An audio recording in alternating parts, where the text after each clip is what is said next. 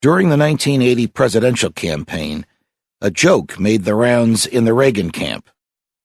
George Washington, Richard Nixon, and Jimmy Carter die and go to heaven. In a chance meeting about how they got there, Washington boasts, "I never told a lie." Not to be outdone, Nixon proclaims, "I never told the truth." A determined Carter can't resist, "I never knew the difference." What is a lie? What is the truth? What is the difference? One could not begin to count all of the words, ink, and paper spent addressing those three questions, even though the answers are implicated in almost every thought, and every word, and every act that everyone perceives, utters, and engages upon every day of our adult lives. Truth is identity between intellect and reality. A lie is a knowing and intentional violation of the truth.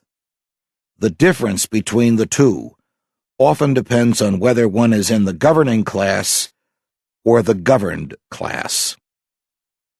We have all come to expect some lying in our lives and have engaged in lying to some extent, perhaps to avoid or postpone a crisis, or to serve a higher good, or because telling a lie was easier under the circumstances than telling the truth, and the consequences of the lie were harmless. This is all normal human behavior, and it can range from being critical to existence to being innocuous. If a ship captain is secretly ferrying innocents from slavery to freedom, and his ship is stopped on the high seas by agents of the government that enslaved his passengers, should he lie about their true identities? When a coworker asks how you are doing during a miserable day, should you lie to avoid a painful but harmless and useless conversation? Can silence be a lie when one has a lawful or moral duty to tell the truth? These are issues with which we wrestle almost every day. In a free society, we expect the government to wrestle with them as well, but it does not.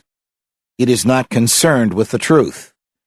The government lies to us regularly, consistently, systematically, and daily on matters great and small, but it prosecutes and jails those who lie to it.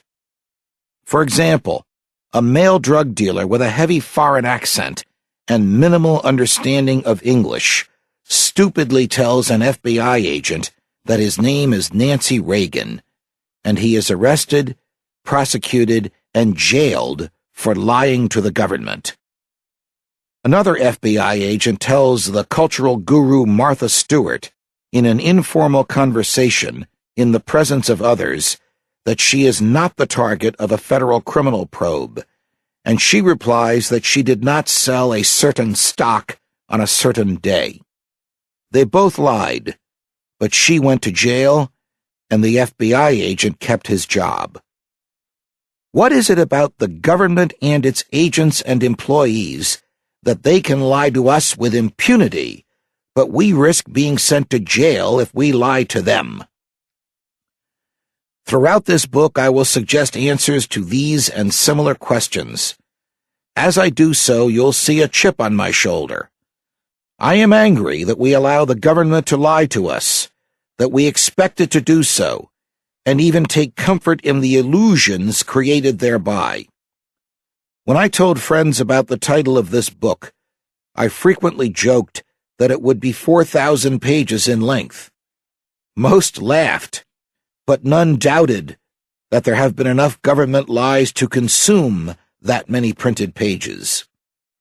When you recall that the Declaration of Independence and the Constitution of the United States mandate a free and open society, one in which the government works for us, you can see where the chip on my shoulder came from. It is morally reprehensible for any government to lie to anyone over whom it has lawful authority. But in a free and open society, where we are the employers and the government workers are the employees, every government employee, from a public school janitor to a state governor, from a soldier to an FBI agent, from a cop to the president, has a lawful obligation to be truthful to his or her employers, and it is utterly and completely and unconditionally unacceptable to treat as normal that they should lie to us.